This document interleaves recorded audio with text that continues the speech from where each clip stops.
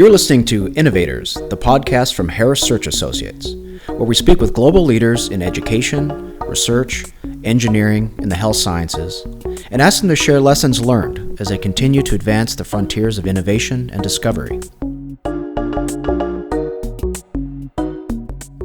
Today's podcast will be led by Rick Skinner, Senior Consultant.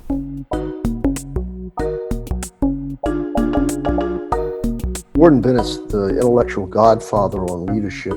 Shared insights about leaders including these three. Number one, leaders are made rather than born.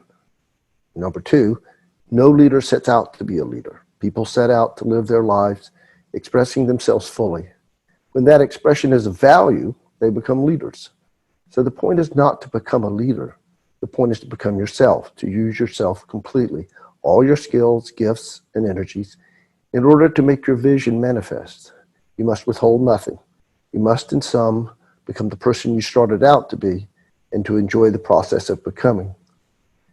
And the third quote he posed as a question: who succeeds in forming and leading a great group? We'll circle back to these quotes throughout today's interview.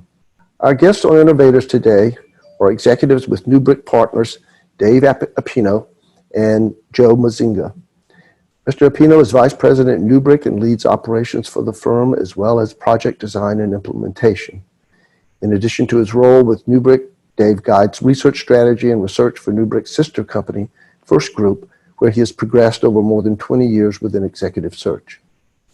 Mr. Appino holds a bachelor's degree from Augustana College, certification from the Human Capital Institute, and a designation from the Academy of Healthcare Management. Joe Mazzenga is the managing partner for NuBrick.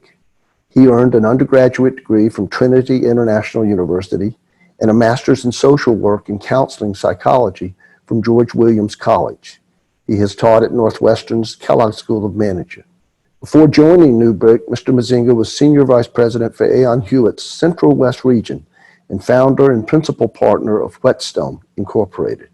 He was on the medical staff of Luther General Hospital and led a multidisciplinary psychotherapy practice for 17 years.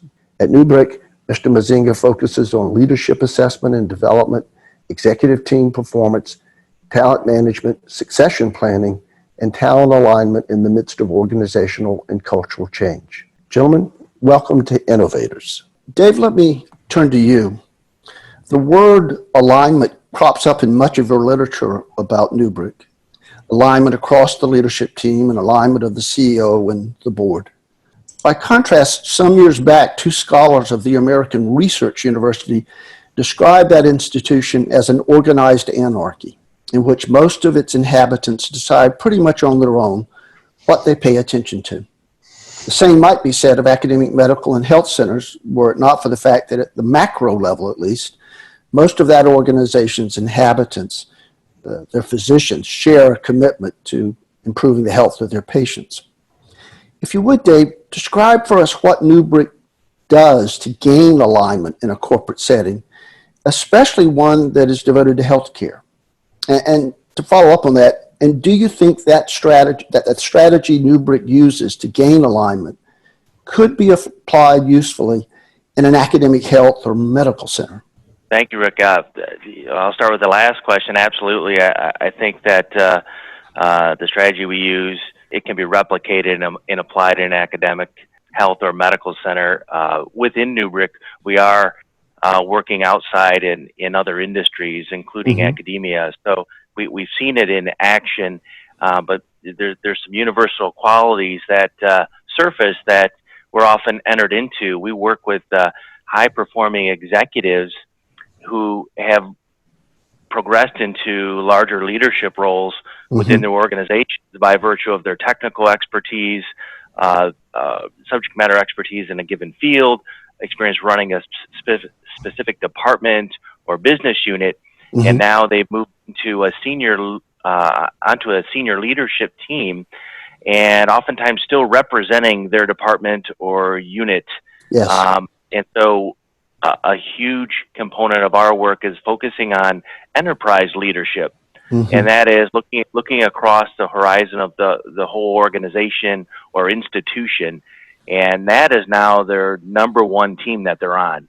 Our executives that we work with they're on multiple teams as a participant, as a leader. And so we really help work with them to focus on what does the overall organization need. And that oftentimes is the rub, and that's where misalignment comes into play. Another key aspect of creating alignment is really just creating a level of awareness that what the other person is thinking or saying or doing, and also understanding how my behaviors and my words are being experienced by others.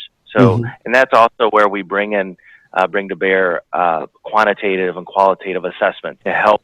So it's not just coming from us or not just coming from peers. There's objective information that will help the individual executives or the leadership teams to understand where they're coming from and how people are experiencing them. So I would say alignment boils down to creating that level of awareness, and then building trust and creating feedback loops with each other, so that you can address things as they occur and continually seek that common ground. So let me go back just for a brief moment, Dave. Let me just understand one part of this. The phenomenon you referred to as the person who comes up from, say, in a academic medical center who's perhaps been department chair of surgery, now moves into a chief medical officer role or something to that effect. And the difficulty is transitioning from the perspective of department to that of, to use your word, enterprise. How long does that generally take to make that mind switch, if you will? Wow, great question. That really depends on the individual, and where they're at and what level of receptiveness or openness they have to making that type of change, that significant change, and their style or behavior has helped driven much of their success. So realization that I need to do something differently time, and you have to be intentional with it. So when we're brought into our coaching types of engagements, where we're providing that one-on-one accountability check-in with the executive, this isn't an overnight change. It will take months, if not years, for that to occur. And Joe, you can weigh in on this as well. But it takes time and intention, and it's not that person; it's the people around that person. Joe, do you have a comment? I do. It depends on this. If you can build a large enough microwave to put this person in without doing any permanent, damage, then I think then you can accelerate the readiness and preparedness and maturation necessary. But I think it does take time, and I think we're going to talk about the level of change, the immensity of change, and the consistency of change.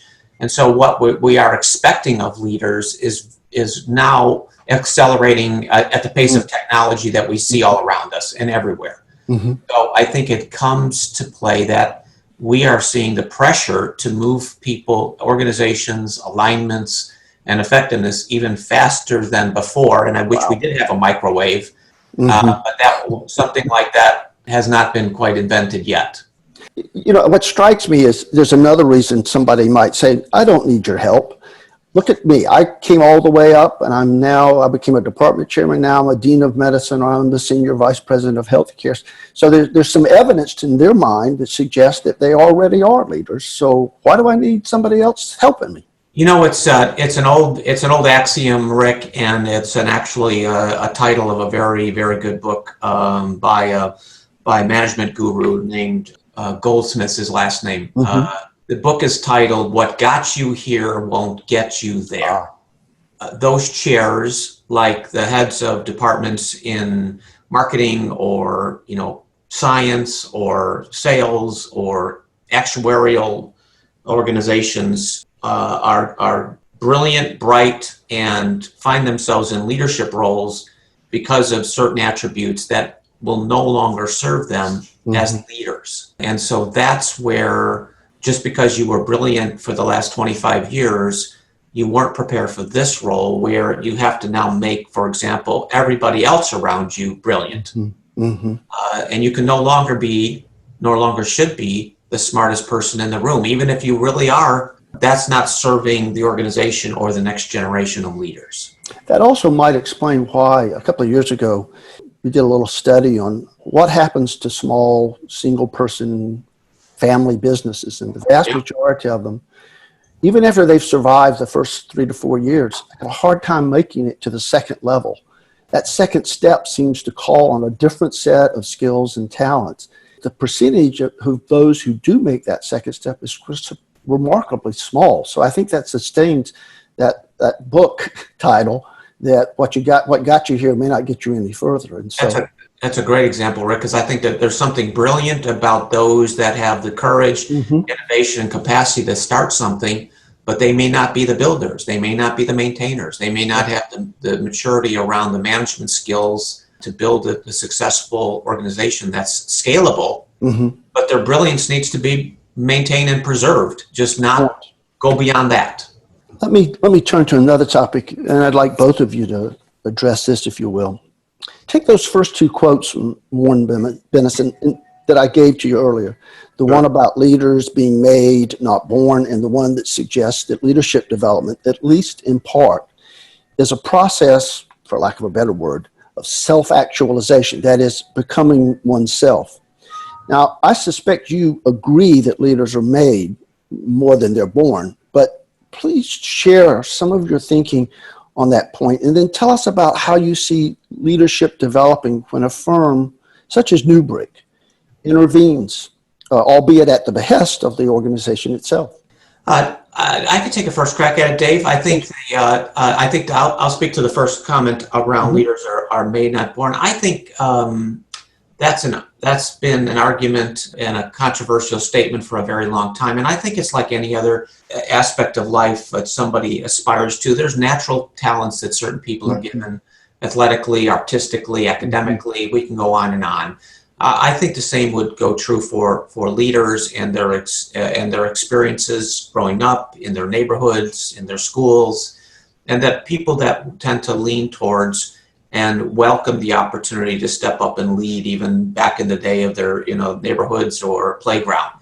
With that said, I think there has been such an acceleration of information and development opportunities for people who want to or desire to become more effective leaders, but don't have those innate skills to naturally just raise their hand. However, it is clearly something that can be learned, because leadership is really, at the end of the day, a lot of behaviors to keep in mind, to utilize, including how you're leading yourself and how you're leading others. So while natural talent, natural charisma, natural attributes play, there's other people that are wildly successful for appearing to be very different. And I think what struck me the most was Jim Collins' seminal work, Good to Great, where he was coming to that research, attempting to withhold any judgments or presumptions they had around what a leader of a good to great organization would appear and behave and act like. And they were wildly surprised by the findings of, I remember the CEO of Kimberly-Clark, who brought dramatic change and success to the organization, who stared at his shoes during the entire interview. So, a deeply introverted individual who was at every measurable way of transforming an organization was a wildly effective leader. So I think that quote needs to be tested and held loosely moving forward. Dave, comment? Yeah, absolutely. I agree with everything Joe mentioned, and really we talk about self-awareness, or that emotional intelligence is really the driver of leadership success, because in reality, anybody that bears any type of influence on an organization or an institution is a leader. It's not based on title or seniority or even merit. And so we run across people that are thrust into levels of influence by nature of their position or standing in an organization, and they may not even be aware of it. They don't realize that people are staring at them, and their words are amplified over others. And so it starts with just creating that level of awareness. And that's something that it's as Joe mentioned, we're born with these different levels of skills and traits, and they just need to be developed and enhanced and minded throughout the course of one's life. And good managers have that ability to motivate people. Great leaders have that ability to inspire others. And to take Warren's quote from earlier, leadership is about kind of getting the most out of yourself, but then drawing the most out of other people to join you on whatever journey you're taking them. I take away from what both of you said that we need to be careful about assuming that there's one path to becoming a leader. Exactly. And that some will bring a great deal of baggage and some will bring just a little. So not look for one size fits all.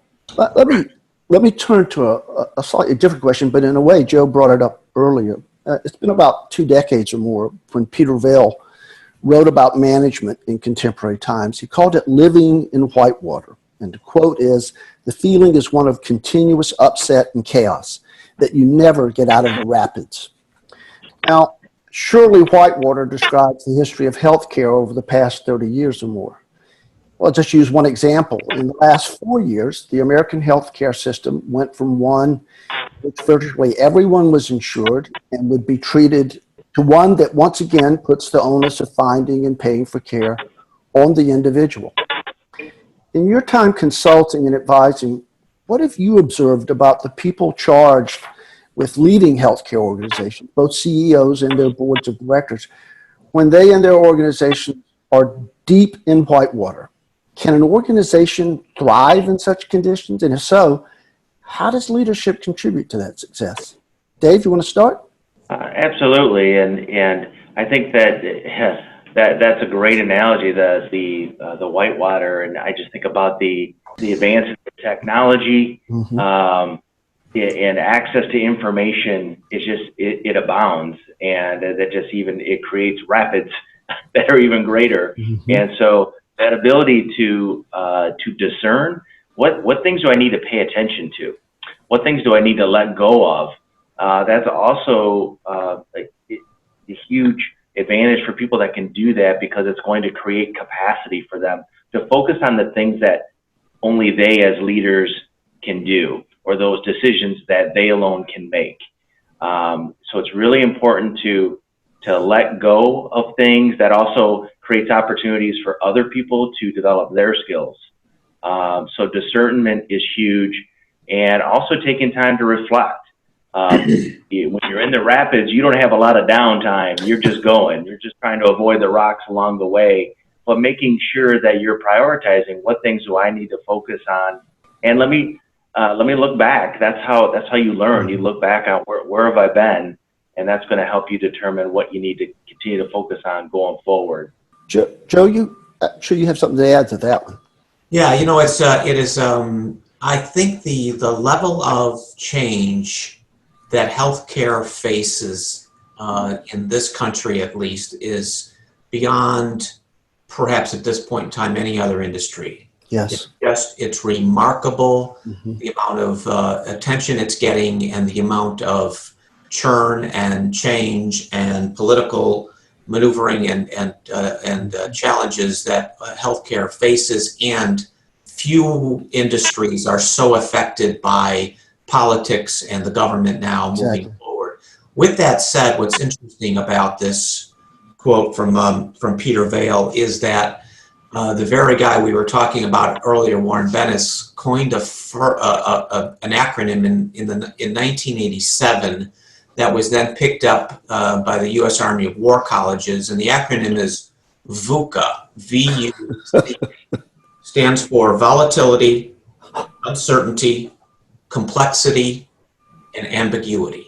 And the U.S. Army of War Colleges picked that up to indoctrinate their leaders in fact, in what that describes is a battlefield. Yep. And how are we preparing our leaders, our team, our soldiers, our organization for this level of VUCA?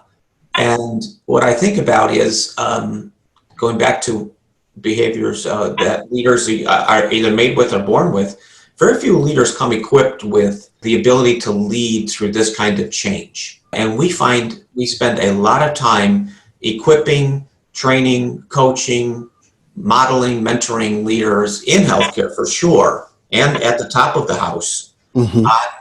the significance of managing change, because it's here to stay, and it seems to be accelerating. I made the mistake one time of invoking the living in Whitewater, and a veteran rapid runner stood up in the meeting I was in and said, "Sir, let me tell you what you need to do. The next time you're in Whitewater, try to stop your boat." I paused for a moment, and he said, "You're going to hit the boulders quicker than you know." So it's one of those things that, as you say, the change is constant. Yep. Stopping is not an alternative. Right. So, one more thing I'd like to close before I close off our conversation today. Let me go back to Dennis's question that he asked. Who succeeds in forming and leading a great group? Now, would someone be wrong, listening to this, to think that what NuBrick seeks to do in gaining alignment within leadership teams is to promote more collaborative, less hierarchical leadership? Is that what you're seeking, Dave? Definitely more collaborative. I don't know that it needs to be hierarchical because, as I said, leaders, it's not based on title or position, but it's those that I think are self-aware, those that have a level of humility, that they understand who they are and who they are not, and they're comfortable with not comfortable, but they know themselves, right? And again, those who can inspire, because really it's about, the leaders have their vision or their strategy, the direction they want to take people, or the direction they want to go. They actually need people to help get them there. So how do you get that? How do you create those types of volunteers who are willing to go with you? And to me, people are going to follow people that they trust, who they appreciate the vision, they understand that it resonates with them, and they're going to be able to, maybe they'll stay enjoying that person or continue on with that organization, even though it doesn't pay the most, or it's not in a tropical location, because but they do so because they believe in the mission or the purpose. Joe, final word? I think that we do try to promote collaboration and alignment and a healthy and psychological environment for which a team can be transparent and honest and push back and use the brilliance that's around the table and the experience to come and reach the best strategic decisions for the organization. Most people grow up in some kind of hierarchy. You were talking about medicine. Physicians, for example, grow up in hierarchies.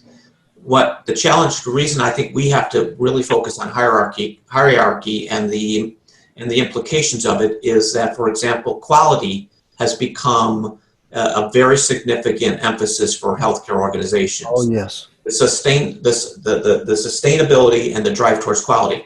In a hierarchical environment, you will have people who will, by the nature of their upbringing and training and molding, would not say to some physician high up in the food chain, "Excuse me, sir, you have not washed your hands," or "Excuse me, ma'am, doctor, you have not done this," or I'm worried about what I just saw." In a deeply hierarchical organization, that could be a limiter for quality. And what I'm describing actually does happen. And it keeps CEOs and heads of healthcare organizations up at night. So I think we have to respect hierarchy, but we also have to appreciate the implications of that and provide an atmosphere starting at the top where people can respectfully challenge, engage with, debate with, and follow hierarchy. I agree. That has to, think about hierarchy, these types of leadership development opportunities, it needs to be supported at the top of the house and with willing participants from the CEO or the dean or whomever. It's not just about, well, go ahead and work with those people, go ahead and fix them, and I'm good. Or we have to be great leaders or great learners, and so we're always learning. And I'm so impressed by many of our clients who, maybe looking at retirement in a few years, but they're like, sign me up. I want to be part of it because I know I can get better. It's interesting. We just finished recently an interview with Dr. King Lee, who is the dean of the new medical college at the University of Illinois Champaign-Urbana. They're basically designing this new medical school on the basis of engineering and medicine. I had a chance to talk to him, and what was most striking about it is there's a kind of humility to everything he talked about, not necessarily deferential toward his colleagues in any way, but he was more than happy, and I think each of the people who bought into that model say, we're going to learn from a lot from each other. And I think I hear from you that there's a kind of attitude on the part of good leaders to listen very, very well. Mm-hmm. Gentlemen, I can't thank you enough. We really appreciate your time, and we look forward to having you back again on Innovators. Thank you very much. Welcome. Thank you. Thank you. Thank you for listening to Innovators, a production of Harris Search Associates. We'll have more insightful conversations with global thought leaders to follow.